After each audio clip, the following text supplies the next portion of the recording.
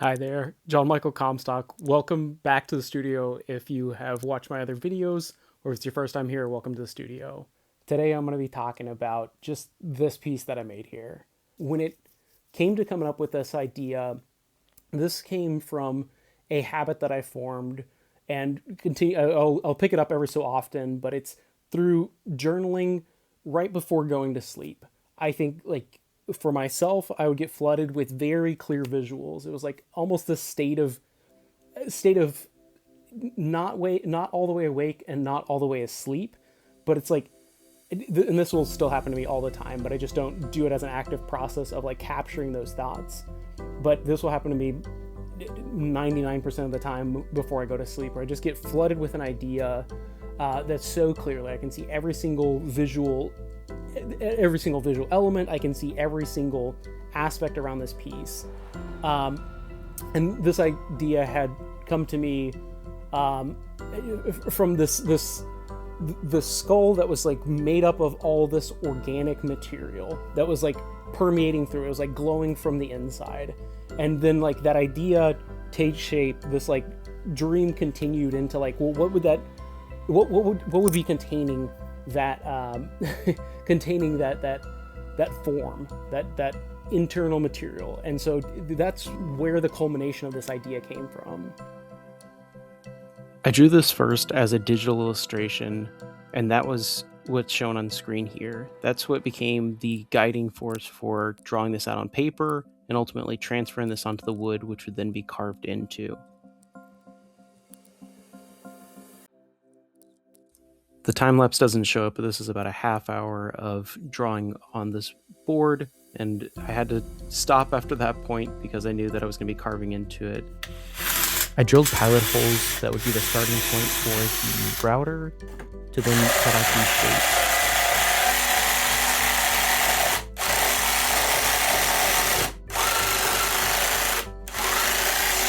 Personally, I like to make these riskier decisions, like cutting big holes into the project early on, so that in case if I mess up so terribly, I can always start over and I don't have so many hours spent on the project.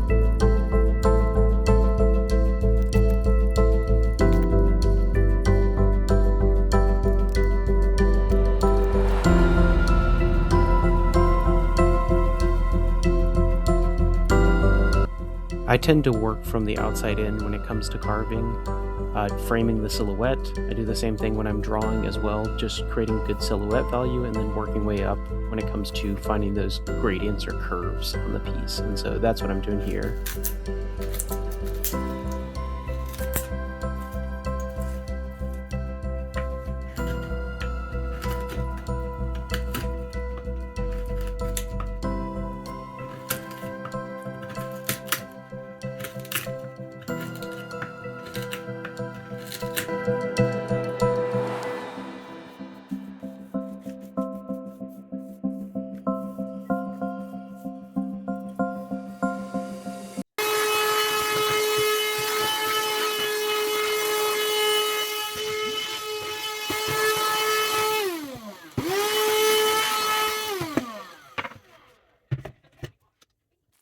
This is the business right here. This is where you start getting into flow state, where things are just working out.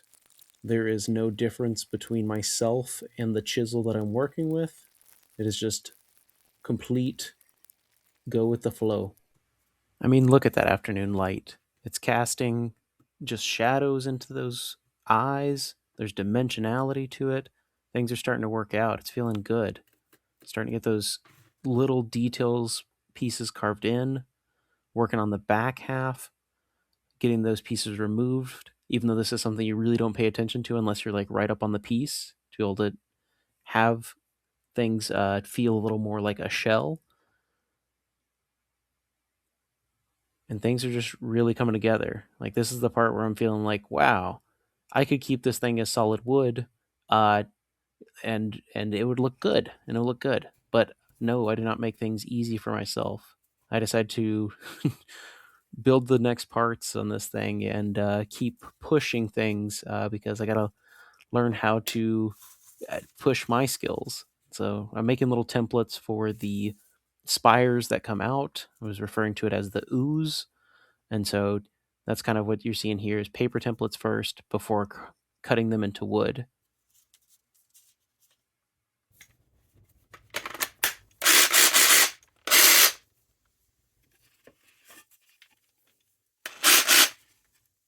I accidentally lost the footage for the carving of these guys, but you can kind of see how they're taking shape, going from the paper templates to just kind of see how they'd work to now getting them in wood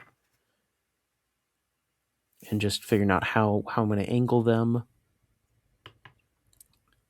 and referencing back to the original illustration that I had done just to kind of understand how these spires would move out of there and how I'll want to carve them.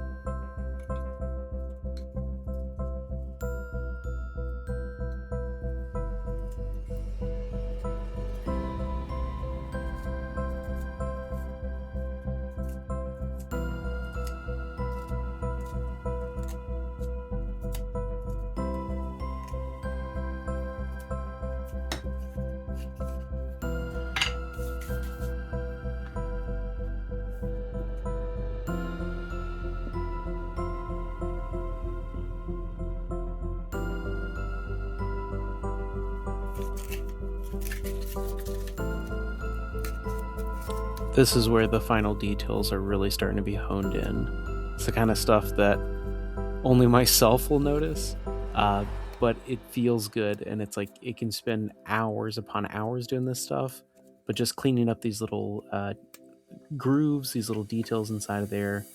And when this is being completed, it feels so good to be piecing this together, to have these completed parts that now are starting to make up the whole. This is where it starts to feel like, oh yeah, this is looking really cool. And then I decide to, like I said, just go all in. It's like, hey, go. There's past the point of no return. Let's stain it and see what happens. So I'm using a coffee stain to just bring the wood shade one shade darker, and then start applying pigments to it. This is something I've never done before with wood, treating it more like paper. So I use watercolors and then build up colored pencils because I was like, hey, paper is just wood fibers anyways, so let me see what I can do here. But this is really the phase where you got to trust the process of, hey, I've done this before on paper, let me see if I can do it on wood, but it starts to look a lot uglier than it does good for a little bit there. But you just got to trust the process. And what you're seeing take place in the matter of a couple seconds in these time lapses was over the course of the matter of hours for me. So it's just kind of toiling with it, pushing colors, pulling back and forth, saying, all right, let me keep working with the knowledge that I know that I've done this before, and just kind of making sure to remind myself, like, hey, I've done this before, I can figure it out. But it does not start looking good till after a little while of pushing through it.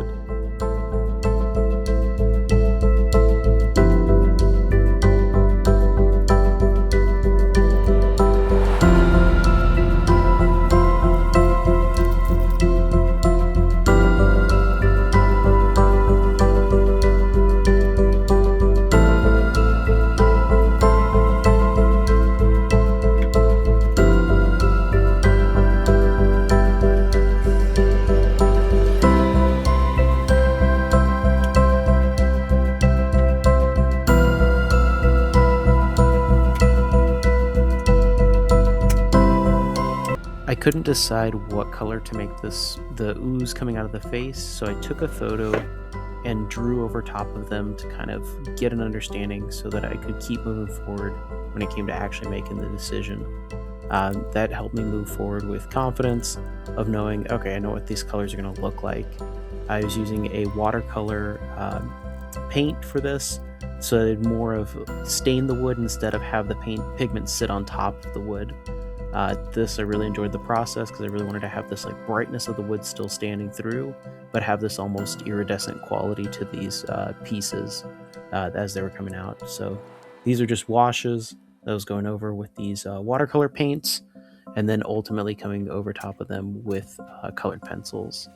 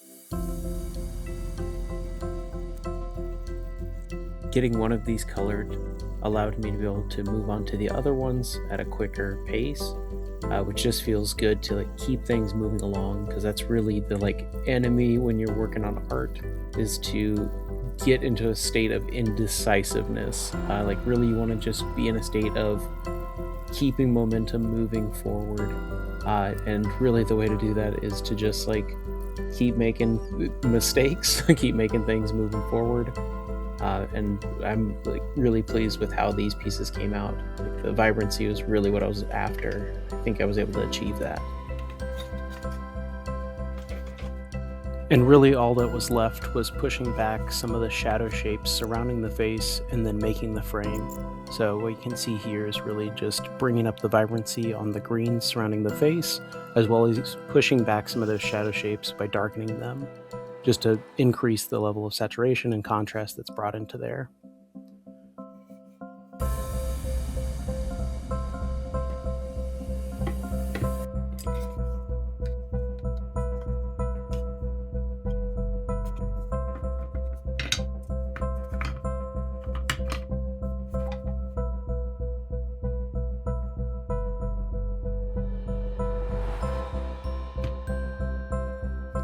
And when it came to the frame itself, really this was a pretty simple approach of doing a half lap, 45-degree angle joint, where these would overlap on each other and then be glued together.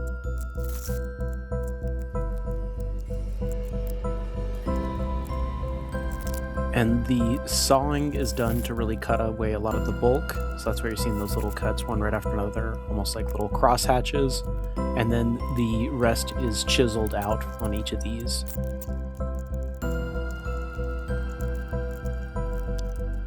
And after everything is cleaned up, it is time for the glue up. And just using these little angle brackets and then these clamps to be able to pull them in together.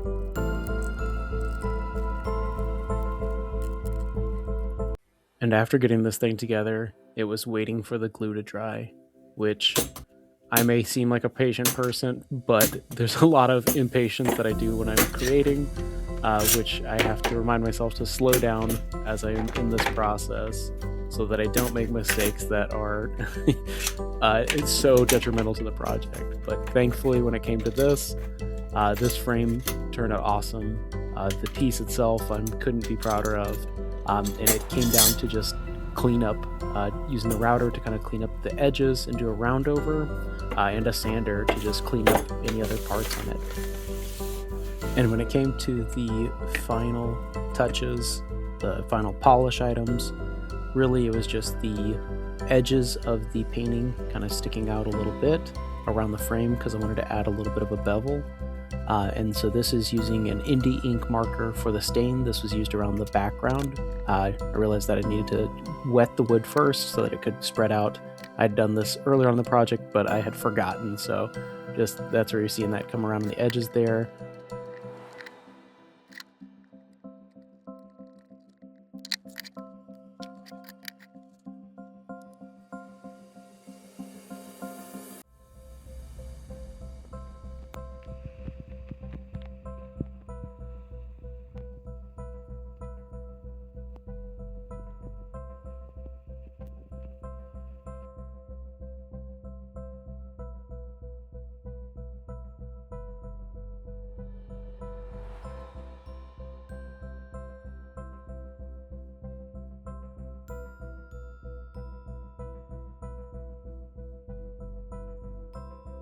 So I really can't speak to the meaning of this piece, because what it means to me is is being in a state of perpetual creativity. Like for me, it is something that I come back to, and this is a phrase that I had come across when talking with a friend who's a musician.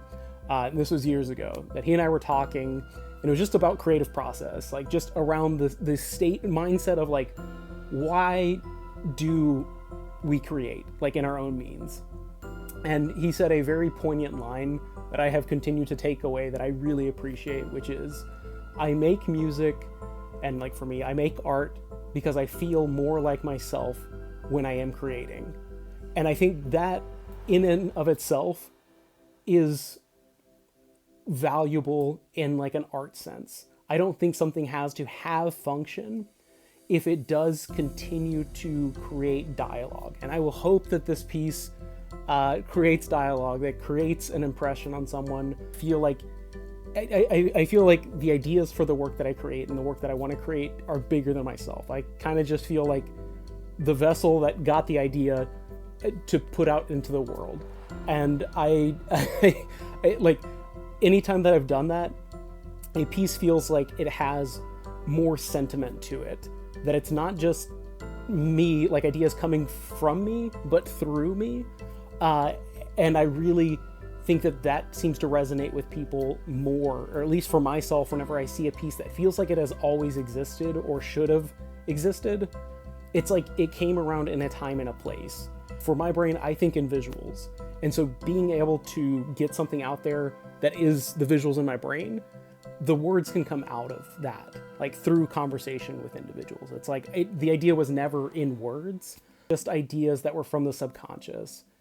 Let me know what you guys think. Like, please leave your comments. I would love to be able to understand how other people have found their brains to work. Please let me know what your guys' thoughts are on this piece, on what your feelings are towards it. I'm very curious to hear it, but I appreciate your time and thank you for watching.